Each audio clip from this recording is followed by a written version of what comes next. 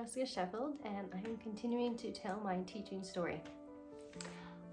It is 2022, and I have taught for 15 years. Teaching is my dream. That has been my dream job, my goal in life, just everything. Teaching has been my whole world. Now that sounds weird because I am a mom of 4 kids and they are my world as well, and having a family is the best thing ever. But teaching is really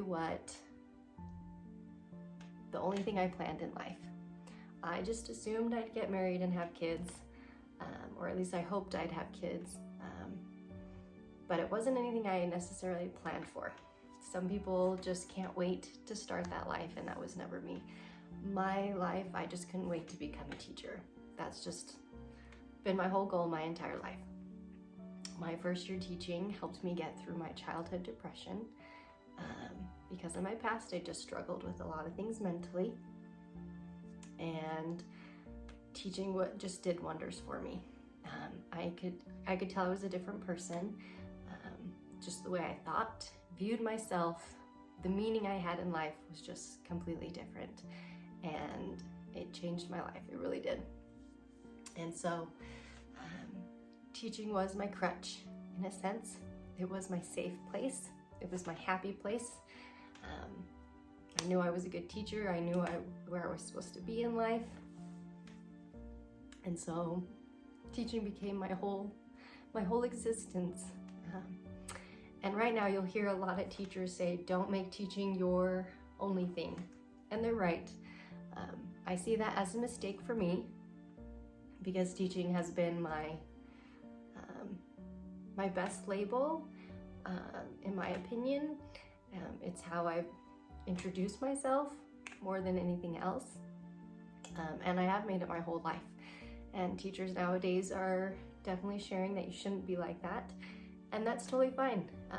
We all are our own people, so I don't have any problem with that. I do see how I made it my biggest identity, and some people see that as a bad thing. For me, it wasn't a bad thing. It's been the best thing, actually, because like I said, it helped me get through some really hard things in my depression, and I was finally feeling happy and free. And then postpartum happens after you have kids, and things happen again. So that's not the story though. So once again, another story. But teaching has been my whole world. It is where I bank my most credit from. I'm a competent teacher, and I don't know why or how. I just always have been, just because I've known that this is my role in life. I was meant to be around kids. I was meant to teach. I've never faltered with that. And so anyways, my whole existence is primarily based off of teaching. And I don't see that as a bad thing, but it's been my safe place for my mental state. It's been my happiest place, which might not make sense to some, but I always knew that if I struggled at home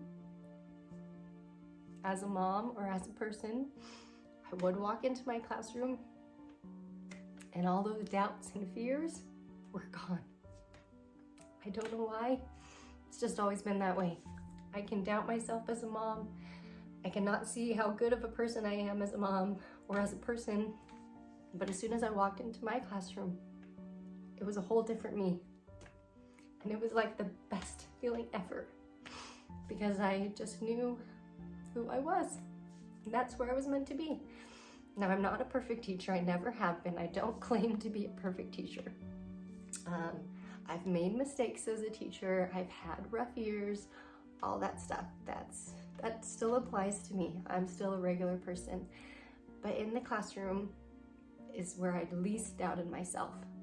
It was the place that I least, I don't want to say mean to myself, but it's true. In life, it's so easy to put yourself down. In the classroom, I rarely did that. I don't know why. So that's why I made teaching my primary persona. And I was totally fine with that. It's who I am, it's who I'm meant to be, and I'm totally good with that one. So There have been times where I thought about leaving teaching just because it was a really hard year. And I kept going the next year because financially we needed it. And I was always stressed about things. And so I kept teaching because I knew I liked it. And even though the last year was really hard and I wanted to give up, I kept pushing through.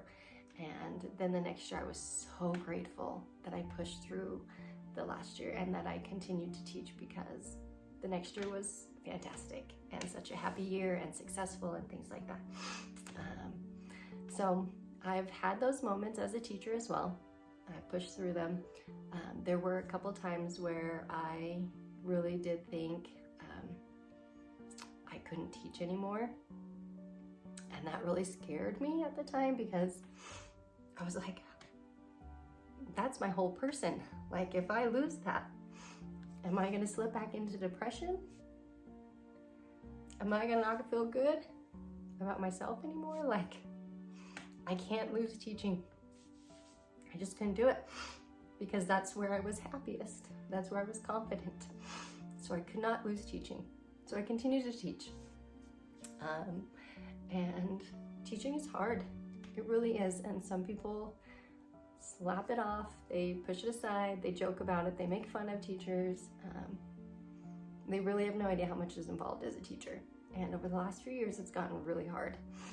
I'm a part-time teacher, which means I'm not really a part-time teacher. It just means that I teach at the school part-time and then I go home and do all my work. So I've used to work a ton as a mom of 4 now, but even with my second child, no, it was my third child. With my third child, I started to work less. I went into the school less often. Granted, I had been doing kindergarten for a long time and getting better, and so I was working less, but I still was working at home, so I set mom standards. You know, you don't start working until after 9:30, and then I'd work at night, so it still was a huge part of me. And part-time, smart-time, it's not really part-time, but I was happy doing part-time because I could still be a mom. I could still help at the classroom. I could volunteer. I could go do parties and things like that. I could attend things at the school, go to appointments as needed. And so being a part-time teacher was just perfect for me, and I loved it. And when I had my third, I was like, okay, I'll go back full-time in 5 years. Okay, when she goes to kindergarten, once she hits first grade, I'm back to teaching full-time. And then a few years later, we had a surprise baby. And I love my surprise baby, but it was a shock. And it was like, okay, well, we'll push it back another 5 years or 6 years. Okay, whatever. And then I was like, screw this, I'm just gonna stay part-time for the next 10 years. And that's where I was, 2021 was, I'm gonna be part-time for the next 10 years so I can still be a part of all of their school stuff. My youngest shouldn't get gypped by not having mom at home and being able to help in the classroom like I did with the older kids. So I decided, I finally made my decision, part-time kindergarten for another 10 years. Kindergarten's not easy. It has been hard. I never planned on teaching kindergarten. I love the older grades. 4th and 5th grades were so much fun. 5th grade's my favorite to teach. And I only did that for 2 years. And I've just been waiting to go back to the older grades. I can't wait to go back and teach older kids. So I figured 10 more years part-time, then I'll go back to teaching older grades. This is my plan. I've always had a teaching plan, right? You just might change it a little bit, but I'm gonna continue to teach all this time. Well, 2022, February,